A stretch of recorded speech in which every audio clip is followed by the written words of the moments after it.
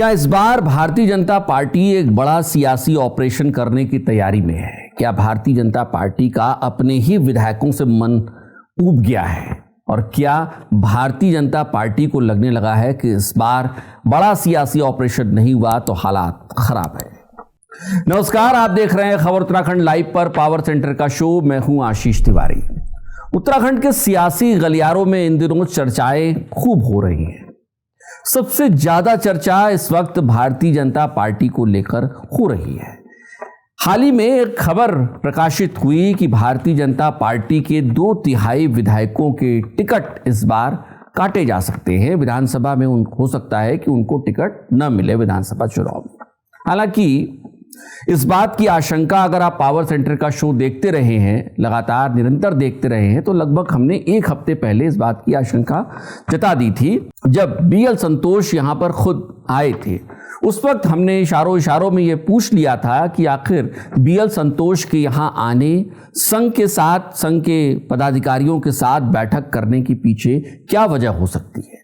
और बड़ी दिलचस्प बात हमने उसमें भी उठाई थी कि अगर बीएल संतोष को एक नॉर्मल रिपोर्टिंग ही करनी थी तो वो शायद दिल्ली से वीडियो कॉन्फ्रेंसिंग के जरिए भी कर सकते थे, लेकिन ऐसा नहीं हुआ। बीएल संतोष खुद 2 दिन के दौरे पर उत्तराखंड आते हैं और यहाँ पर वो बैठ के करते हैं और रिपोर्ट कार्ड तैयार करते हैं। और लगभग एक हफ्ते के बाद, उनके दौरे के एक हफ्ते के बाद ये खबर छप रही है कि उत्तराखंड में बीजेपी अपने 2/3 विधायकों के टिकट काट सकती है।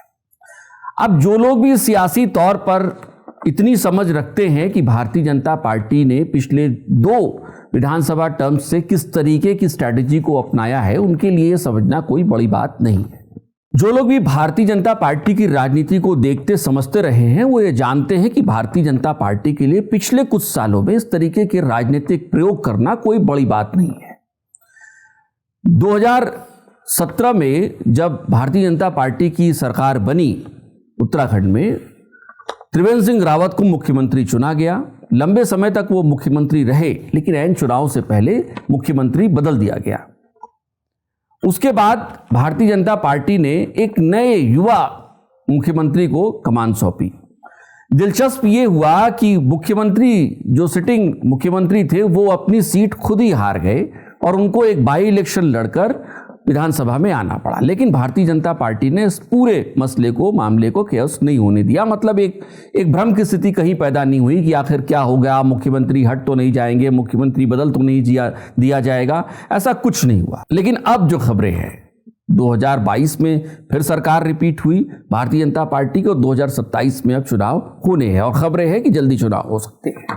दिसंबर में भी चुनाव आपको देखने को मिल सकते हैं। ये खबरें हैं, आधिकारिक घोषणा अभी कोई नहीं है इसमें। अब 2027 ही अगर मान लेते हैं तो क्या 2027 में इस बार भारतीय जनता पार्टी के लिए चुनौती बड़ी हो गई है? ये सवाल है। अब ये सवाल क्यों उठ रहा है? 2/3 विधायकों के टिकट काटे जाएंगे, ये सवाल उठ क्यों रहा है? ये सबसे बड़ा सवाल है। दरअसल पिछले कुछ वक्त में, यानी 10 सालों का अगर आप टर्म देखते हैं, तो ऐसा लग रहा है कि भारतीय जनता पार्टी के जो विधायक हैं, उन्होंने ये मान लिया है कि उनकी सीट जो है वो पक्की है। क्यों पक्की है? क्योंकि मोदी मैजिक का सहारा, मोदी लहर का सहारा सबको अब तक दिखता रहा है।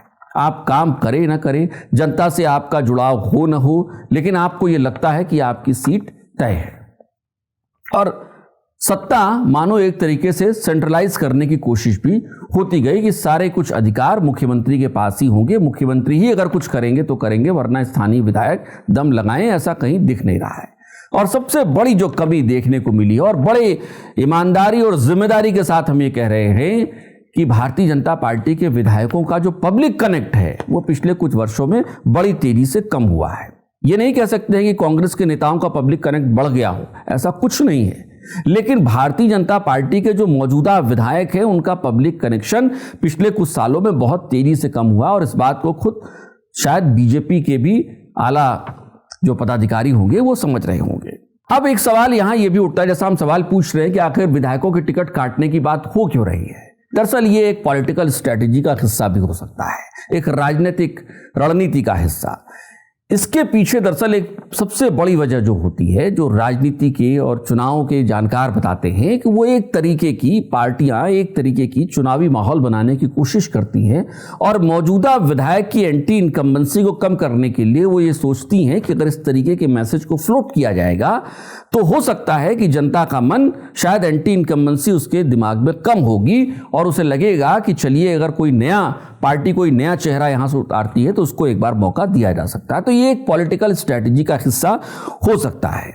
जब नया चेहरा आता है तो स्वाभाविक है कि उसके लिए कोई नाराजगी नकारात्मकता पहले से होती नहीं है पिछले 5 सालों में, इसलिए जनता एक बार चांस लेने की स्थिति में आ जाती है। और शायद यही जब हम कह रहे हैं कि ये भारतीय जनता पार्टी की चुनावी रणनीति का एक हिस्सा हो सकता है कि वहां से मैसेज फ्लोट किया जाए कि हम 2/3 विधायकों का टिकट ही इस बार साफ कर देंगे। अब कटेगा नहीं कटेगा इसकी कोई आधिकारिक घोषणा नहीं है, कहीं कुछ नहीं है, लेकिन ये सियासी कयास जो है वो लगाए जा रहे हैं।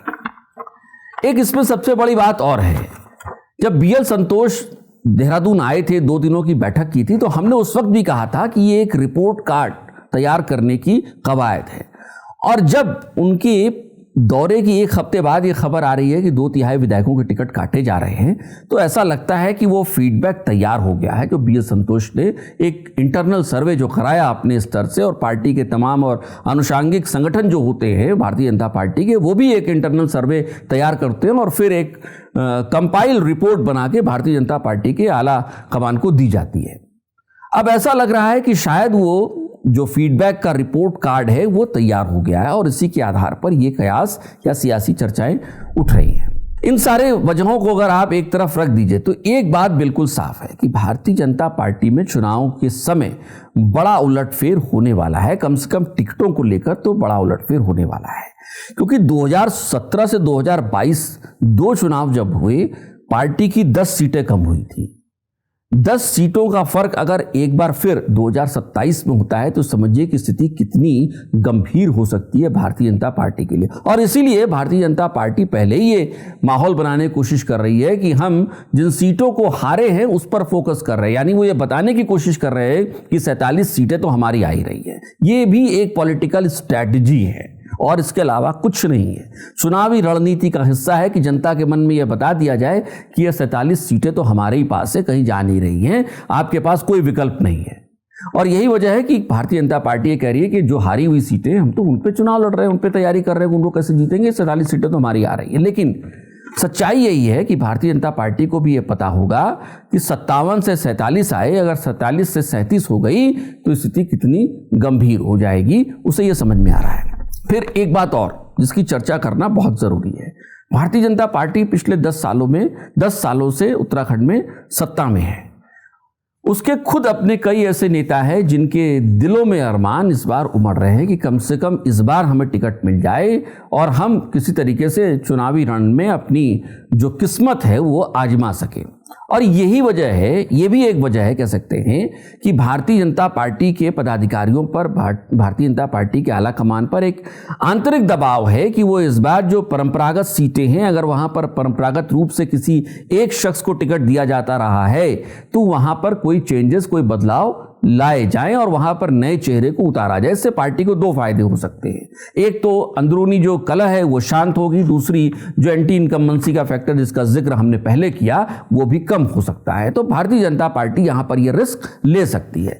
अब हमारे अपने एनालिसिस से जो हम लोगों ने कोशिश की है, ये समझ में आता है कि भारतीय जनता पार्टी में चुनाव के वक्त टिकट के बंटवारे के समय सिर्फ उटव्वल हो सकता है। इसमें सामान्य भाषा में अगर कहें तो आंतरिक खींचतान बिल्कुल आपको देखने को मिलेगी। भारतीय जनता पार्टी कई बुजुर्ग विधायकों के टिकट काट सकती है, इसमें कोई 2 राय नहीं है। नए चेहरों को मौका दिया जाएगा क्योंकि उसे लग रहा है कि उत्तराखंड में वो सेफ साइड में है। अगर 47 से सीटें थोड़ी कम भी होती हैं तो भी वो सरकार बनाने की स्थिति में है, लिहाजा नए चेहरों को मौका दिया जाए ताकि सेकंड लाइन की लीडरशिप यहां पर तैयार हो सके। लेकिन सबसे बड़ी बात यह है कि सत्ता में बने रहने के लिए उसे जो फीडबैक मिला है, जो उसके अनुषांगिक संगठनों ने दिया है, उसकी सप्लीमेंट्री संगठनों ने दिया है, तमाम और जगहों से जो उन्होंने इकट्ठा की है जानकारी, वो उनके कान खड़े कर रहा है। और ऐसे में ये तय है कि जब वक्त आएगा तो ये मान के चलिए कि 2027 का जो चुनाव हो रहा होगा उस वक्त भारतीय जनता पार्टी को उत्तराखंड में तमाम घोड़े खोलने पड़ सकते हैं, क्योंकि अगर सत्ता में बना रहना है तो जनता के मन में बने रहना बहुत ज़रूरी है। और ये बात भारतीय जनता पार्टी का आला कमान है वो भी समझ रहा होगा।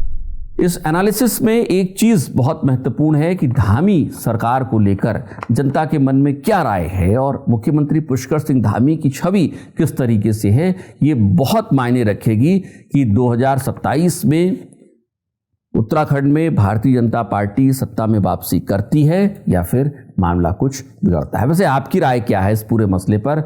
मुख्यमंत्री पुष्कर सिंह धामी की अपनी छवि वो आप कैसे देखते हैं, और इसके अलावा भारतीय जनता पार्टी के लिए क्या 27 का चुनाव थोड़ा गंभीर होने जा रहा है, ये भी ये सवाल आपके लिए है। कमेंट बॉक्स में ज़रूर बताइएगा हमें। आज इतना ही।